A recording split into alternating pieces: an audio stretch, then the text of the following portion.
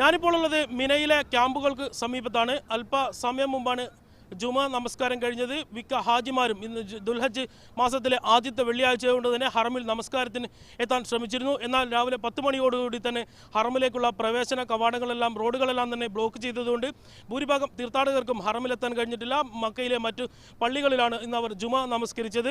തീർച്ചയായും ജുമാ നമസ്കാരത്തിൻ്റെ സമയം ആയതിനാൽ തന്നെ മിനയിൽ ഇപ്പോൾ ആളുകളൊന്നും തന്നെ ഇല്ല. അത്യാവശ്യം ചില ജോലിക്കാർ മാത്രമേ ഉള്ളൂ. ഇത് വൈകുന്നേരത്തോടു കൂടിയാണ് ഹാജിമാർ മിനയിലെത്തിച്ചേരുക. അതോടൊപ്പം തന്നെ വിവിധ ഹജ്ജ് മിഷൻ ഓഫീസുകളിലെ ജീവനക്കാരും അതോടൊപ്പം തന്നെ ഹജ്ജ് സ്ഥാപനങ്ങളിലെ ജീവനക്കാരെല്ലാം തന്നെ വൈകുന്നേരത്തോടു കൂടി എത്തിച്ചേരും.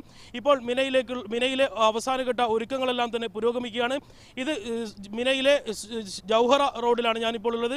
ഈ റോഡിനും അതോടൊപ്പം തന്നെ ഇതിന് തൊട്ടടുപ്പുറത്തുള്ള സൂഖുൽ അറബ് റോഡിന് സമീപത്തായിട്ടാണ് ഇന്ത്യയിൽ നിന്നുള്ള ഹാജിമാർക്കുള്ള മിനയിലെ താമസം. ഈ രണ്ട് റോഡുകൾക്ക് നടുവിലായിട്ടുള്ള നിരവധി ക്യാമ്പുകൾ ഇതിനകം തന്നെ ഹാജിമാർക്ക് വേണ്ടി സന്നദ്ധമായിട്ടുണ്ട്. ഈ മാപ്പുകളിൽ നമുക്ക് കാണാൻ കഴിയും. ഇന്ത്യൻ ഹാജിമാരുടെ താമസ സ്ഥലങ്ങളാണ് ഈ മഞ്ഞ നിറത്തിലും അതുപോലെ തന്നെ നീല നിറത്തിലുമായിട്ട് അടയാളപ്പെടുത്തിയിരിക്കുന്നത്.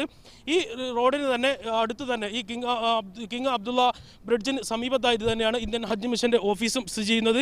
ഹാജിമാർക്ക് വേണ്ട നിർദ്ദേശങ്ങൾ നൽകുവാനും അതോടൊപ്പം തന്നെ അവർക്ക് വേണ്ട അത്യാവശ്യ ഘട്ടങ്ങളിലെ ചികിത്സ നൽകാനുള്ള എല്ലാ സൗകര്യങ്ങളും ഈ ഹജ്ജ് മിഷൻ്റെ ഓഫീസിനകത്തുണ്ട്. അതോടൊപ്പം തന്നെ ഹാജിമാരെ നഷ്ടപ്പെടുന്ന ബാഗുകളും മറ്റ് സാധനങ്ങളൊക്കെ കണ്ടെത്താനും അതുപോലെ തന്നെ കാണാതാവുന്ന ഹാജിമാരെ കണ്ടെത്തി ഏൽപ്പിക്കാനുള്ള സൗകര്യങ്ങളും വിവിധ രീതികളിലുള്ള പ്രവർത്തനങ്ങളാണ് ഹജ്ജ് മിഷൻ ഓഫീസിലുള്ളത്.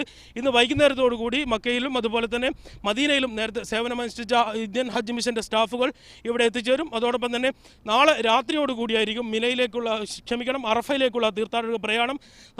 ഇന്ന് രാത്രി എത്തുന്ന ഹാജിമാർ നാളെ ഇശാ നമസ്കാരത്തിന് ശേഷമായിരിക്കും അറഫയിലേക്ക് നീങ്ങുക. അതുവരെ മിനയിലെ ഹജ്ജിന് വേണ്ടിയുള്ള ഒരുക്കങ്ങളും അതുപോലെ തന്നെ പ്രാർത്ഥനകളുമായിട്ടായിരിക്കും തീർത്ഥാടകർ കഴിഞ്ഞുകൂടുക.